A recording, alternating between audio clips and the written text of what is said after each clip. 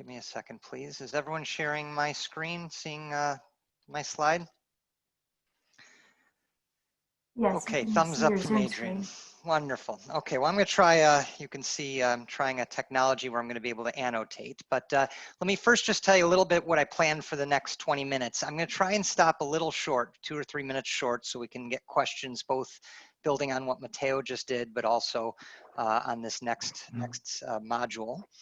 And the way I would tie the two together, you know, Matteo just walked through at a very high level, sort of motivations, implications, key issues to do with international investments, any sort of cross-border capital flow.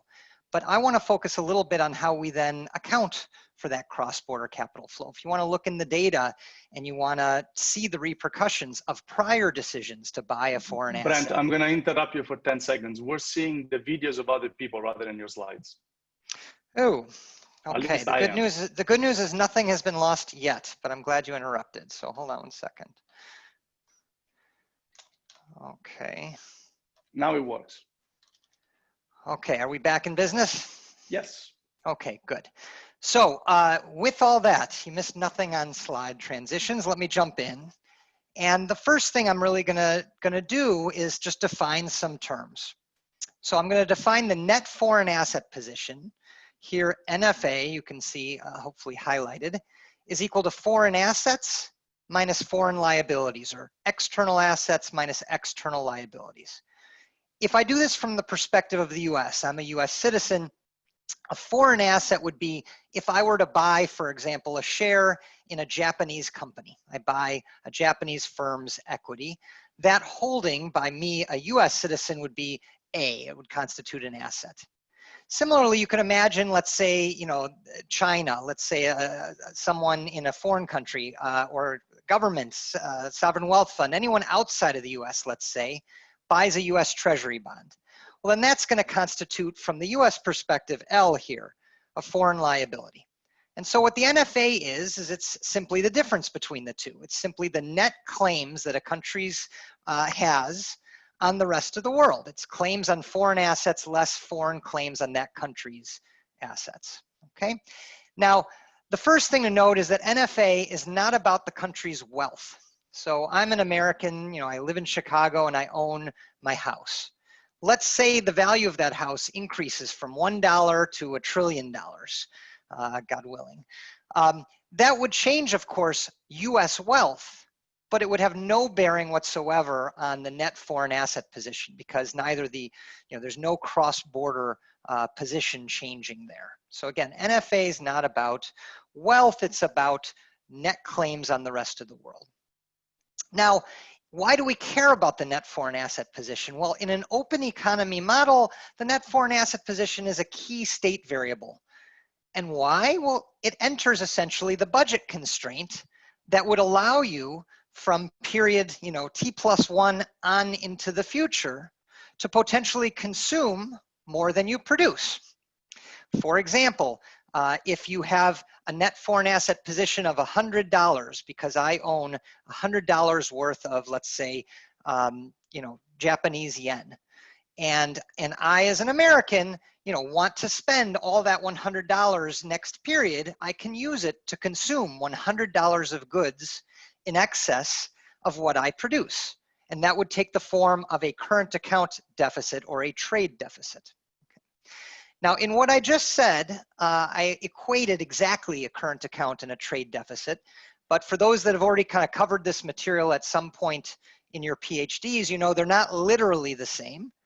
There is a distinction, which is what I want to highlight here in the equation at the bottom of this slide. So you can see that the current account is equal to the trade balance, but plus these two other terms.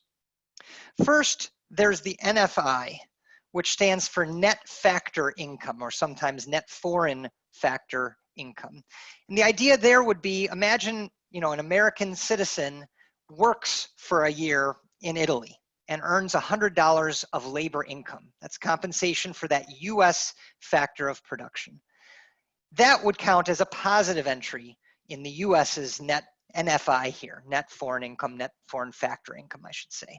Now, there's of course a net there because by contrast, it could be that foreign citizens. An Italian works in the US, supplies their labor input, earns $100, and that would then constitute a negative entry.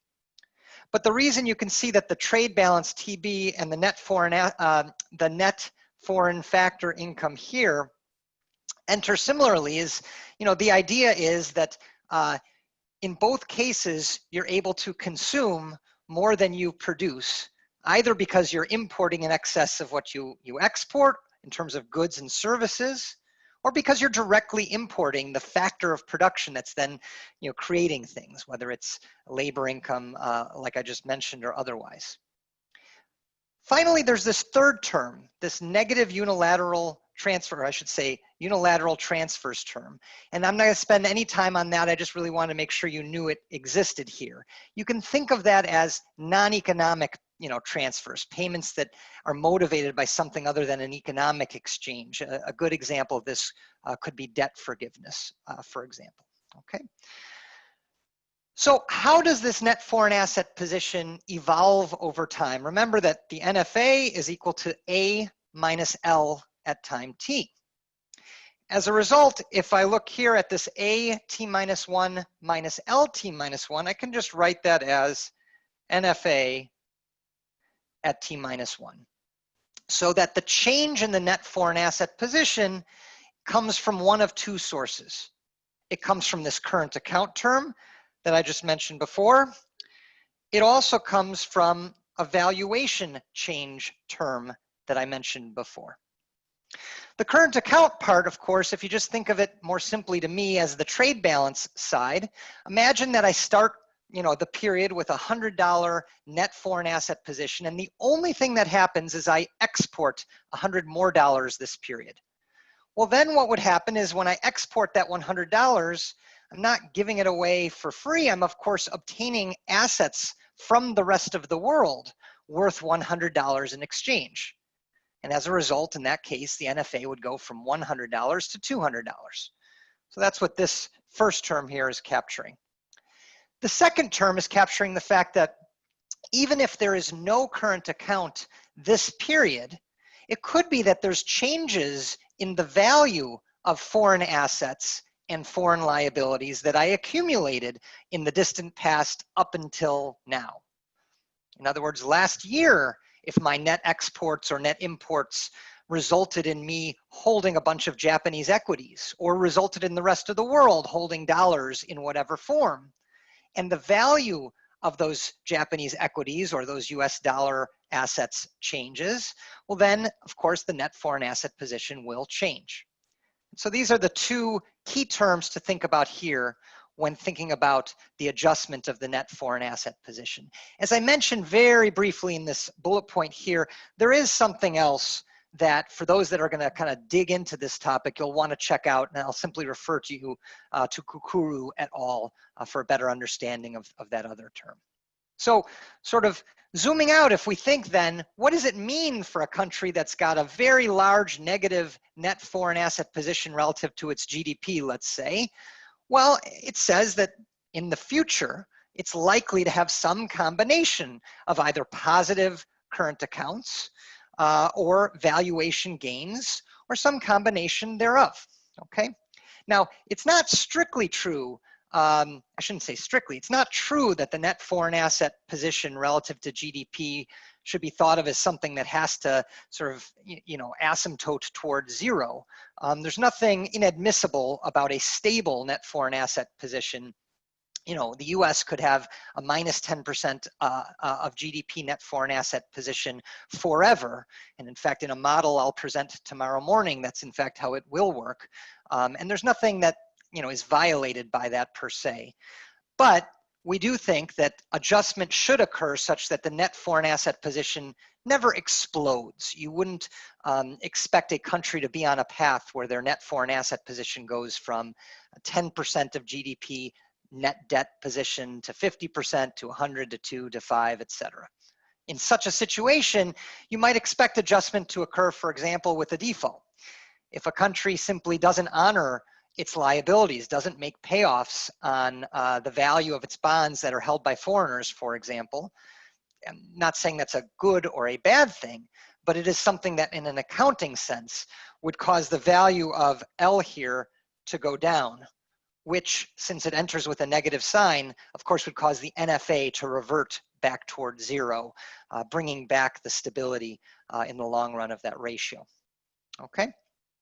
So that's what we're capturing in the data. That's the concept that accumulates previous cross-border sales and purchases of assets. Now let's just look at the data and ask, which countries appear to have large positive and large negative net foreign asset positions.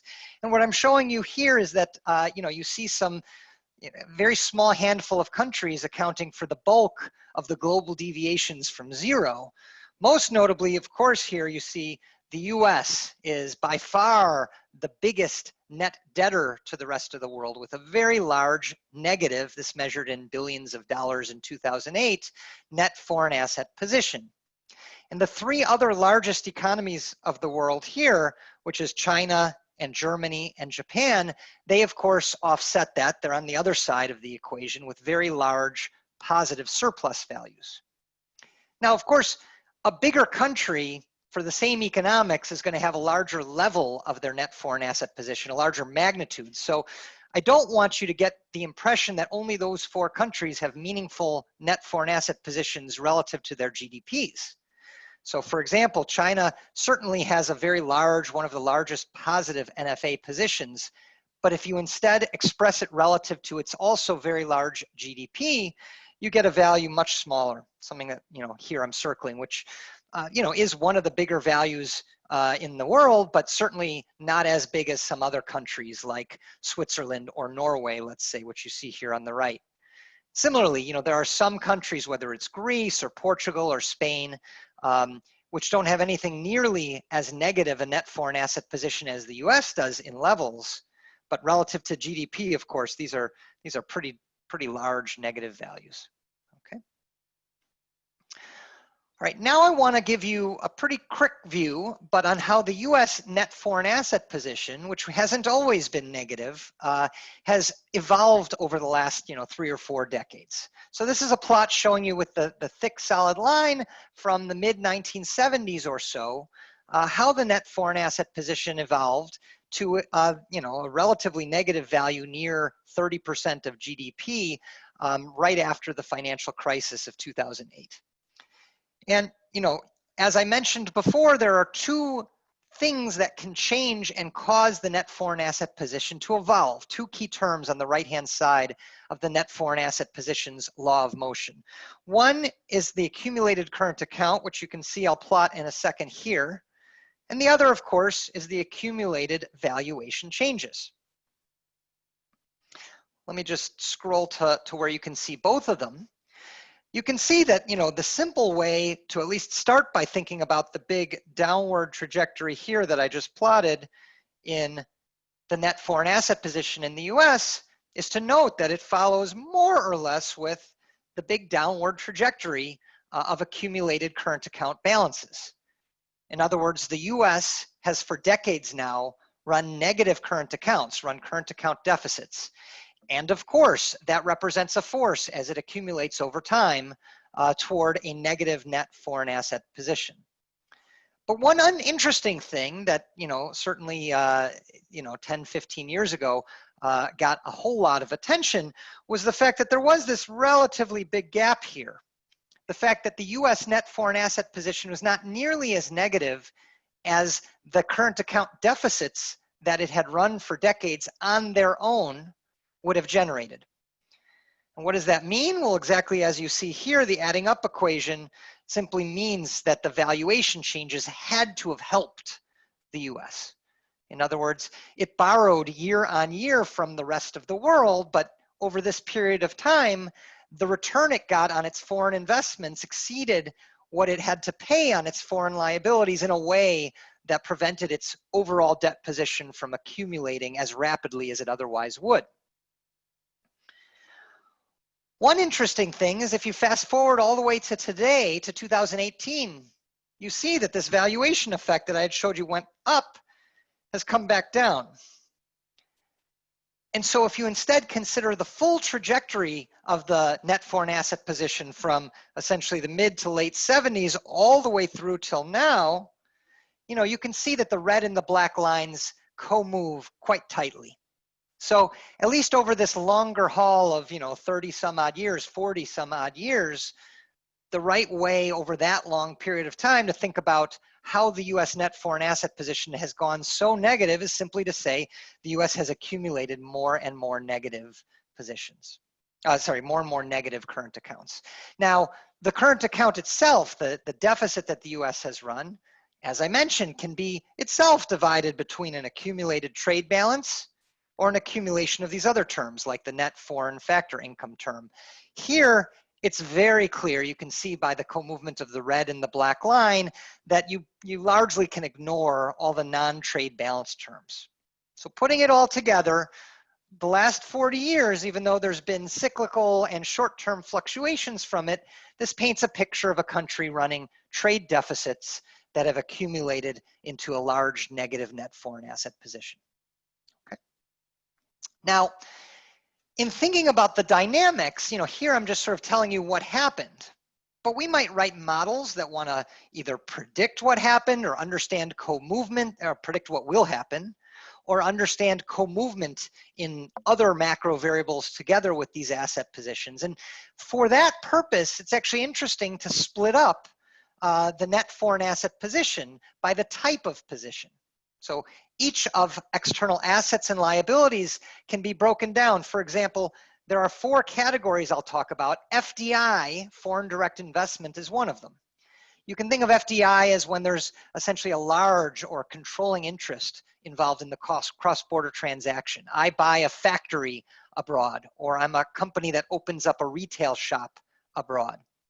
There's also portfolio investment, which of course, if it's a stock or a bond, or I should say if it's an equity, it implies ownership, but the point is it doesn't really imply control. If I buy a share representing a 1/10,000th stake of a foreign publicly listed company, but that would be portfolio investment. There's also a category other investment, and I noticed there's a typo here that should say OI, which is largely bank lending, and finally a category derivatives. Now, why does it matter what this decomposition across these 4 categories are for understanding the evolution of A and L? Well, one reason is think about it this way. If I ask, how quickly will A or L adjust to the conditions in a country? Well, both academics and policymakers presume that FDI will adjust much more slowly. After all, FDI is, represents an investment in something.